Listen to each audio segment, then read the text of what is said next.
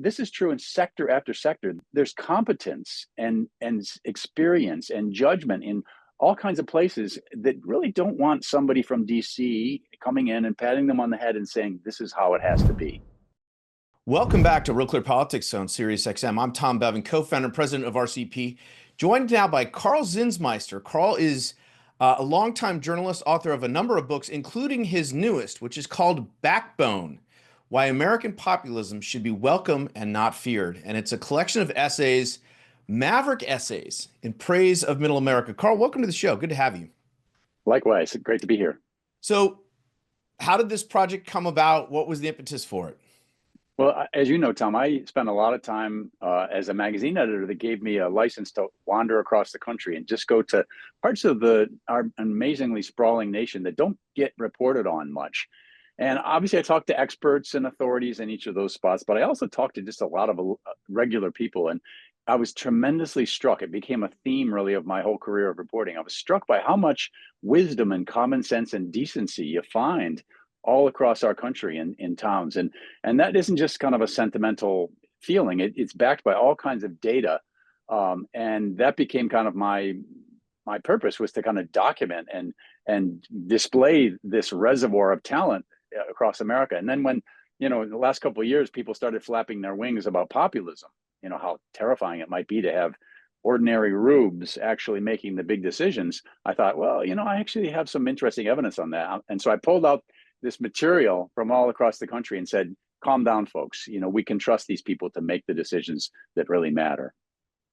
Yeah, and we published an excerpt from, I think it's the introduction on Real Clear Politics back in the third week of January. And I urge all of our listeners to go and get the book, because it does.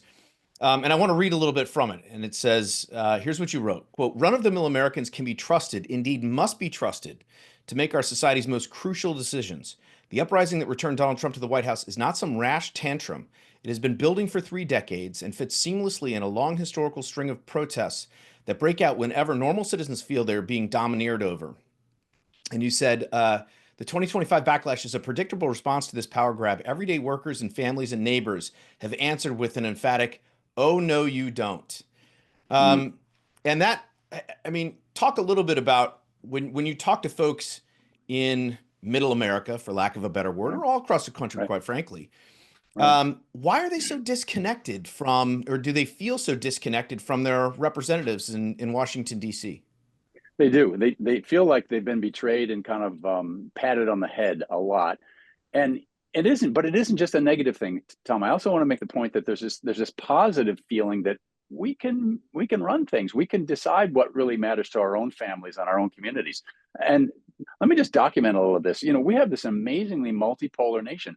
I don't know if our listeners realize only about a quarter of the Forbes 400, richest people in America now live in the DC to New England corridor that used to be the big wealth belt. In sector after sector, we've just become a super multipolar world. Take finance. Everyone thinks, well, New York is the center of finance. And of course it is at one level. But, most of our big banks today are actually based in Charlotte, North Carolina.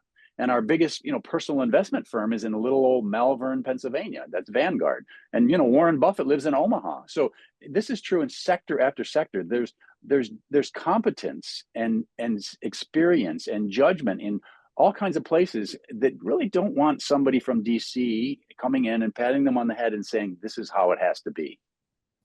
And why do, thinking about populism sort of historically, and I would say, look, we had this, I would say, arguably for the second half of the 20th century, populism was sort of a left-wing dominated ideology, if you will. And then we did have this uprising with Donald Trump, and Bernie Sanders was sort of the mirror image of populism for progressives. And they were both extremely popular.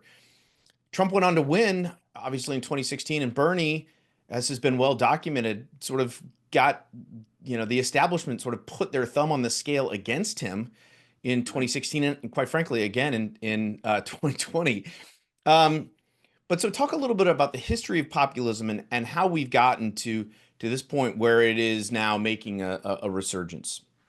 Well, part of it, I think, Tom, is there are new tools today that didn't used to exist that allow smart people to really intrude in our lives in ways that wasn't possible. I mean, we used to all read, I don't know how many, 10,000 different local newspapers. Now, most of us read, one of 50 different things. So we've become much more centralized in that sense. Technology in general has made it possible for um, smart credentialed people to say, yeah, you can say this online, and no, you can't say that. So there's a degree of regulation and oversight and control that just simply didn't used to exist. There's also a different political ethic. This really started around the Obama years, where there was this strong sense that people with graduate degrees and scientists and experts and authorities, we should all defer to them. They are the real people that should make these hard calls. And obviously, I'm not an ignoramus who thinks that that education doesn't matter or that expertise doesn't matter. Of course, it does. But those folks should have a voice at the table, but they should not make the final call. Wisdom is much more loosely distributed than that. And there's a moral piece. I mean, during COVID, it's a perfect example. A lot of this blew up in COVID, Tom. I think COVID really was the overdose for many of us, where we said, the heck with this idea of leaving it to the experts, because the experts made terrible calls. They had so many things that they got wrong. And even when they were right, the public health people said, you got to do it for public health reasons, not realizing there's an economic aspect to this. There's an emotional aspect to not being able to talk to my mom in her home anymore. There's a piece of it not being able to get married that matters to me. So none of those kind of holistic considerations were made when we handed the car keys over to the expert class. Yeah. We're speaking with Karl Zinsmeister. He's the author of a new book called Backbone, Maverick Essays in Praise of Middle America. How'd you choose the title, Karl? Oh, it just kind of, I think I'm a real kind of small town guy. I've really, not just emotionally, but just logically, I find it so fascinating. I mean, I was talking to a guy last night, one of my neighbors, in the little cabin I have up in upstate New York, and he's making maple syrup right now. And I thought to myself, this guy's amazing. He doesn't really have one profession, Tom. He does a little sugaring, and he lumbers, and he, puts in people's foundations, and he digs septic systems, and he cuts driveways up mountains. And he's a classic example of what we're talking about. He has an 8th grade education, but he's one of the smartest business people I've ever met. He can do almost anything. He tinkers and keeps all of his stuff operating on his own. And this is the genius, really, of the American experiment, is that we've allowed people like that to build their own lives rather than making them into peons who sort of follow what the Lord or the bishop or the local emperor tells them what to do. But there is this sense, and this is one of the things I think Democrats have gotten themselves in trouble on, that they often voice, and I'm talking here about people in DC, but even some of the, folks who consider themselves, progressive, like AOC and others. They look at the 77 million people who voted for Donald Trump with disdain. I mean, this is the populist uprising that has fueled Donald Trump's rise, is often looked at by elites and others, even in the Republican Party, looked down on and seen as a, again, as you mentioned in the book, something to be feared, something to be shunned, something to be restrained and put down, as opposed to welcomed.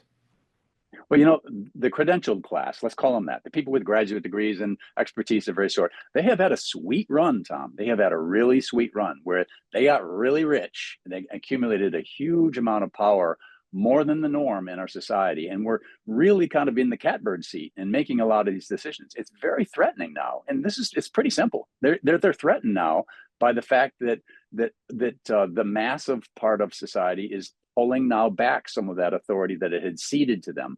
And listen, I would like to trust our elites more. It's not healthy when you're in a situation like we are today, where the American public is massively skeptical, not only of the media and crazy people, but they're skeptical of doctors. They're skeptical of churches today. They're skeptical of our military.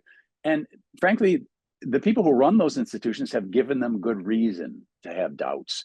But it's really, in the long run, not great for a society that that's the case. So I think all of us hope that eventually elites will act in more responsible ways, which make it possible for the massive middle of us who want to run businesses and go to church and raise our families and not really obsess over what's happening in DC, to kind of hand off some of that authority and trust it to representatives. But right now we can't. I mean, this is kind of an emergency situation where we got to a precipice that scared a lot of people. And there was a kind of a cry from the heart by a lot of the Trump crowd that says, let's break things down and start over. We've got just a little bit of time left, Karl, but we talked about this yesterday, so I'll pose the question to you. I mean, can folks like Jay Bhattacharya at NIH and Tulsi Gabbard at DNI, people who have actually been targeted by the various agencies and institutions they're now leading, do you think they will be able to restore trust to those institutions, or do you think that once it's lost, it's sort of irreparably damaged and gone forever? I don't think anything's irreparable. It's going to be hard. It's going to be really hard in some cases. But, I think I'm really encouraged that people like Bhattacharya and others are in these posts, because they're just what we need. They are people who are inside the tent. They kind of did the credential thing. They earned their chit. They got their ticket punched, but they never lost this sense of who they really work for and who is the ultimate arbiter of these big questions. Perfect example is Musk. Elon Musk is, yes, the richest man in the world. And when he hires for his businesses, he tries to find the 1% of the 1%. He doesn't hire the man off the street. But he was smart enough, Tom, when he had to make really hard decisions, like, how do we keep X on the rails and not have crazy opinions expressed and hate, but also not have this awful censorship regime that I inherited. And he said, we're going to go to the community notes. We're going to forget about these experts who are going to say what can and can't be posted. And we're going to let everyday users more or less crowdsource that decision. Yeah, this is okay. That's not okay. So that was a perfect example of someone who is not by background a populist, who has the credential, but he's working inside of the populist kind of ethos now by trusting people. And people who act in that way, I think, Tom, have a real chance of succeeding.